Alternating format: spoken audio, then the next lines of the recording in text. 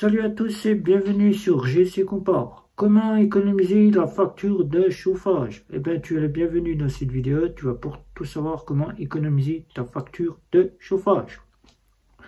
Il faut savoir que le chauffage, depuis maintenant plus de 2 ans, on te dit de mettre le chauffage à 18 degrés. 18 degrés auquel, normalement, dans les chambres, tu devrais dormir à 18 degrés. Mais il faut savoir qu'à 18 degrés, souvent, il peut faire frais. Les passoires thermiques des maisons qui ne sont pas isolées peuvent faire très frais, très froid, et auquel tu es obligé de monter le chauffage. Et quand tu montes le chauffage, ça fait grimper ta facture. Alors ici, je vais t'expliquer comment faire des économies sur tes factures de chauffage pour que tu puisses t'y retrouver, car peut-être tu n'as pas encore allumé le chauffage, ou peut-être que tu as déjà allumé le chauffage, que tu te chauffes et que tu ne fais pas très attention à ta facture, et quand tu vois ta facture, eh bien c'est là que tu te dis que ce serait peut-être le moment de faire quelque chose pour pouvoir économiser. Eh bien la première partie que je vais t'indiquer ici, c'est déjà de vérifier avec la température et le temps qu'il fait à l'extérieur en installant sur ton smartphone une application ou en te rendant sur ton PC une application météo. L'application météo que je te conseille, c'est Water Channel. Water Channel qui est la plus correcte de toutes celles que j'ai pu tester, qui te donnera les températures que tu auras pour faire en sorte de voir si tu peux mettre le chauffage à une température ambiante ou si tu peux mettre le chauffage à une température minimum pour que tu puisses faire des économies. La partie suivante, c'est de t'acheter un petit, on va dire, un thermomètre, ou bien de vérifier avec quasiment un thermomètre. Voilà, tu achètes un thermomètre que tu installes dans ta maison, ou bien tu achètes une station météorologique que tu peux trouver sur Amazon. Amazon avec lequel je suis partenaire. Je te mettrai le lien de cette station météo. Station météo, qu'elle tu verras la température intérieure de ton domicile, de la pièce où tu te situes.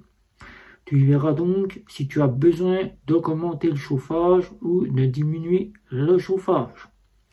Après, tu auras cette solution qui te sera proposée par tout installateur électrique, fournisseur électrique ou bien chauffagiste, les thermostats. Les thermostats que tu mets directement connecté sur ton smartphone ou bien directement un thermostat que tu installes chez toi. Et là, tu règles la température au besoin. Les thermostats, si tu es quasiment la plus majeure partie du temps au travail, tu mets la température de ton chauffage à 15, maximum 14 minimum. Tu mets cette température-là la journée quand tu pars travailler, et quand tu rentres le soir à 19-20 heures, tu mets le chauffage directement à 18-19 pour que tu puisses avoir déjà quand même une bonne température. Je dis 18-19, tu peux monter jusqu'à 20 pour pouvoir avoir une bonne température. Et là, tu auras quand même fait des économies. Tu es peut-être à l'électrique, tu es peut-être au gaz. Au gaz, tu as donc peut-être des radiateurs avec un thermostat où tu peux baisser la température. Le thermostat est de 1 à 5, donc tu peux régler la température de 1 à 5 en faisant des économies.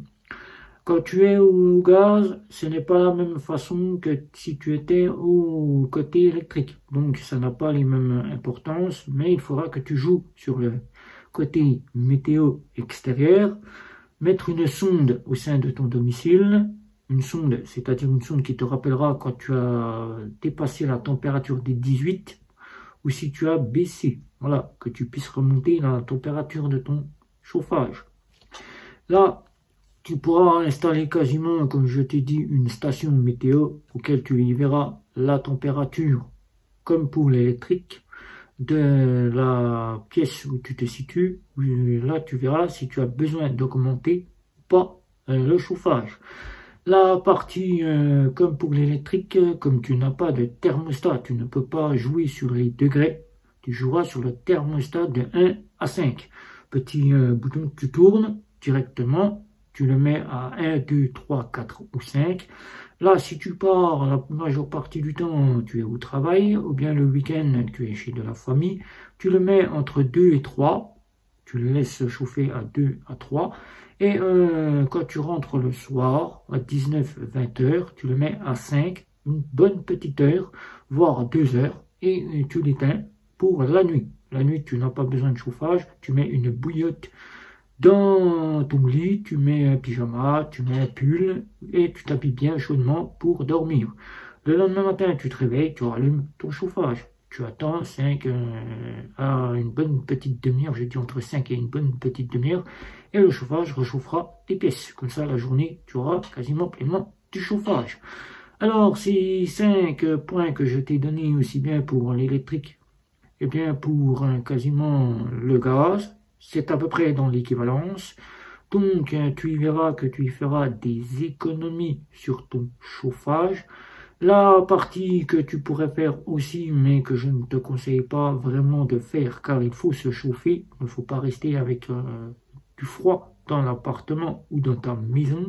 Si tu es en appartement, c'est plus frais, puisque c'est beaucoup plus petit.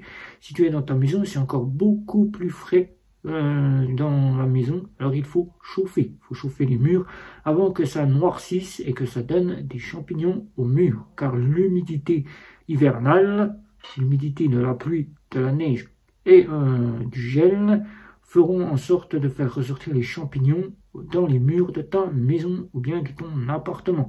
Alors si tu ne veux pas réentamer des travaux, si tu en as déjà fait et que tu as quasiment mis en place pour que tu puisses avoir un appartement décent, eh bien je t'invite à ne pas refaire de l'isolation du moment que tu viens déjà d'en faire pour ne pas avoir à payer. Suis bien ces petits conseils.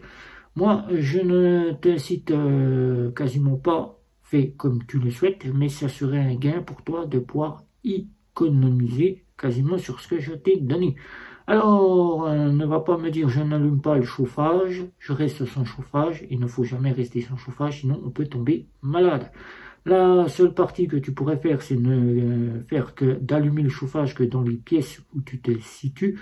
Par exemple, tu as un enfant qui est dans sa chambre qui joue, tu allumes le chauffage, tu le mets à 5 quand tu joues dans la chambre, ou bien tu le mets à 18-20 degrés dans la chambre, si tu es en électrique. Et tu pourrais quasiment, quand tu pars, quasiment allumer le chauffage que dans les pièces qu'elles tu penses peut-être vouloir mettre. Mais là, je ne te le conseille pas. Allume le chauffage, baisse la température à 15 degrés maximum et mets-le à 3 si tu es au gaz dans toutes les pièces de la maison. Voilà. Donc, comme ça, tu auras pleinement l'appartement qui sera chauffé. La nuit, ce n'est pas une obligation d'avoir le chauffage, car souvent, quand tu es en chauffage au gaz, tu es en collectivité, ou bien que tu as quasiment le gaz, il se coupe la nuit. Voilà. Et il se rallume à une certaine heure pour refaire repartir le gaz dans tes conduits. L'électrique, c'est constamment que ça tournera. Alors, la nuit, coupe le chauffage, mets-toi une petite bouillotte, un pyjama, un gros pull, des chaussettes en laine, une veste, et prépare-toi pour dormir avec la chaleur qu'il fera que tu auras accumulé entre 19 à 22 heures avant que tu ailles te coucher. Voilà. Donc si tu as des questions sur comment économiser le chauffage, n'hésite pas, c'est en dessous. N'oublie pas de t'abonner, de mettre un petit like et surtout la petite cloche pour être averti des sorties de vidéos. Et surtout, je te dis à la prochaine. Ciao!